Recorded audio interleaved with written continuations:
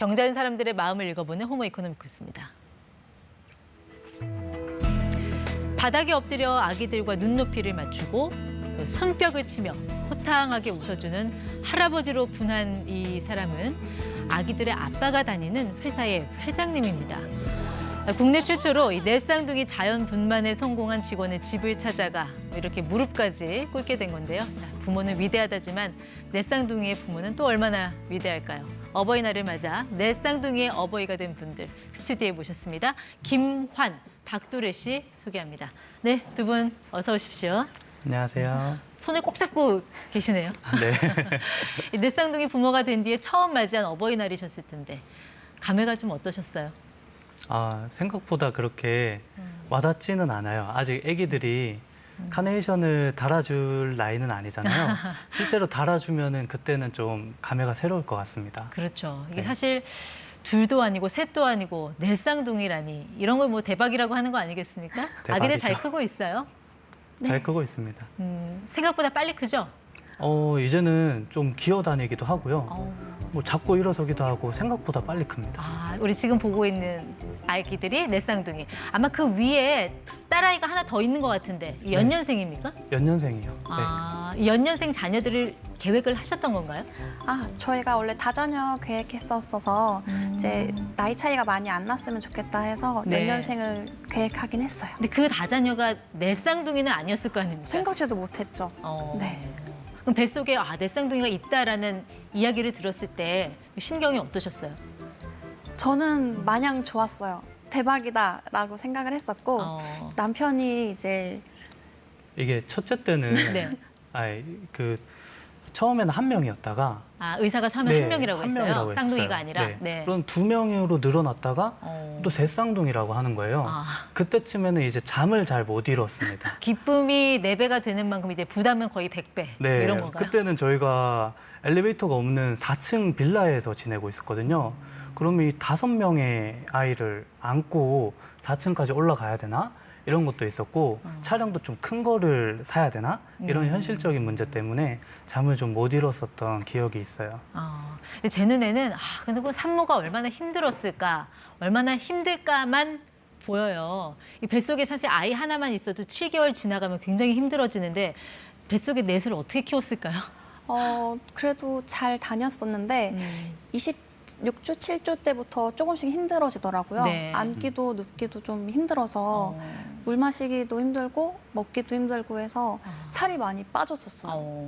네, 배는 넷쌍둥이도 불렀는데. 사실 놀랍지만 이 넷쌍둥이를 자연분만으로 다 낳으셨다. 보통 쌍둥이는 제왕절개하지 않습니까? 굳이 뭐 자연분만을 고집하신 이유가 있으세요? 제가 첫째를 자연분만으로 낳았었는데 그때 3시간 만에 순산했었거든요. 그래서 자신도 있었고 또 첫째를 또 빨리 볼 수 있기 때문에 회복이 빨라서 선택했었던 것도 있어요. 부모 입장에서도 굉장히 좀 어떻게 보면은 당황스러운 일일 수도 있겠지만 첫째 아이가 4명의 동생을 맞이한 거잖아요. 첫째 아이도 아직은 아가인데 첫째 반응은 어땠어요?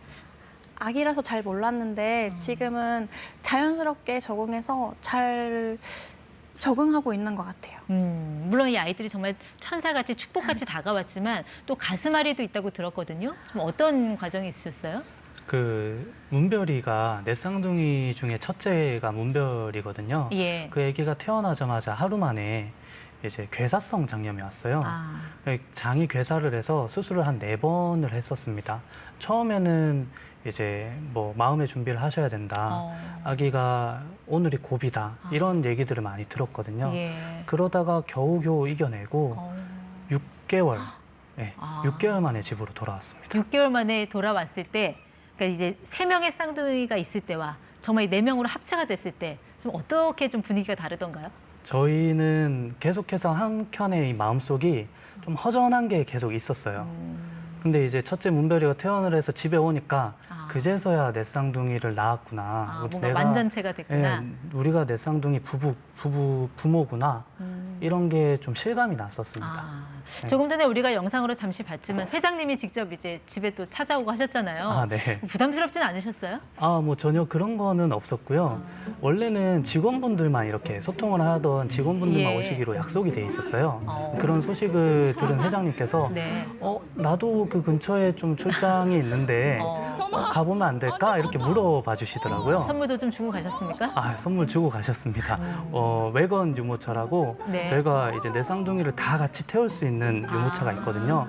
그걸 저희가 그 전날 산책하면서 살까 말까 고민했던 거를 딱 들고 오셔서 깜짝 놀랐어요. 보통 이제 다둥이 부모들에 대한 지원이 부족하다는 그런 지적들이 좀 많긴 한데 다둥이 부모 입장에서 정부나 혹시 지자체가 이런 거 꼭 해주면 좋겠다 당부하고 싶은 거 있으세요? 저희가 직접적인 지원이 가장 좋다고 보고 있고요. 이번에 새로 생긴 부모급여를 올해부터 받고 있는데 네. 정말 큰 도움이 되고 있습니다. 월 한 얼마 나오나요? 애기 한 명당 70만 원 나오고 있습니다. 4명이면 280만 원. 280. 네. 올해 7월까지 네. 그렇게 나옵니다. 근데 아무래도 이제 내 쌍둥이를 키우다 보면은 굉장히 힘든 과정이 많을 텐데 예를 들어서 아이들이 한꺼번에 울거나 막 배고프다고 하면 어떻게 좀 대처를 하세요? 저희가 아기들이 울 경우가 배고플 때 말고는 사실 한꺼번에 울지 않거든요. 그래서 배고플 때 저희가 핸드폰 거치대를 사용해서 한 지금 번에 보시는 먹이고 저거군요. 있어요. 네, 맞아요. 저게 다둥이 맘들 사이에서 굉장히 화제가 됐던 장면이에요. 그렇죠. 핸드폰 거치대를 활용하겠다는 건 본인 아이디어였던 건가요? 예, 저희가 찾아보다가 저게 참 잡아주고 좋더라고요. 그래서 먹이게 됐는데 네. 아주 잘 쓰고 있어요. 아내가 휴대폰 거치대를 종류별로 다 사다 모은 다음에 제일 적절한 거 그거 하나를 꼽아서 네. 계속해서 지금 사용하고 있습니다. 근데 쌍둥이들은 다른 형제자매에 비해서 이게 뭔가 좀 끈끈한 무언가가 있다고 하는데 그런 걸 좀 느끼시나요? 아이들 육아하시면서? 네, 좀 느끼는 편이에요. 애기 한 명이 울고 있으면 네. 나머지 3명이 이렇게 어떻게든 기어가서 이렇게 쳐다보고 있고요. 보통 밤에 재울 때 동서남북 이렇게 떨어뜨려 놓고 재우는데 네. 아침에 가면 옹기종기 모여가지고 자기들끼리 붙어서 자고 있기도 합니다. 이 신이 모든 곳에 있을 수는 없어서 어머니를 만들었다는 그런 말이 있잖아요. 이제 요즘 다둥이 가정이 참 귀한데 이렇게 식구가 많아져서 가장 좋은 점, 달라진 점 어떤 걸 얘기할 수 있어요? 의지가 되지. 아무래도 좀 의지가 되는 게 있고 그리고 아직까지는 애기들이지만 얘네들이 다 컸을 때, 장성했을 때 나름대로 이게 되게 저희한테 큰 힘이 될 것 같아요. 의지도 좀 되고 든든할 것 같습니다.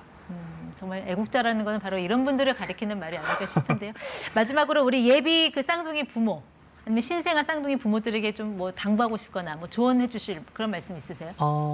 저희는 일단 첫째 키울 때는 좀 어렵게 키웠어요.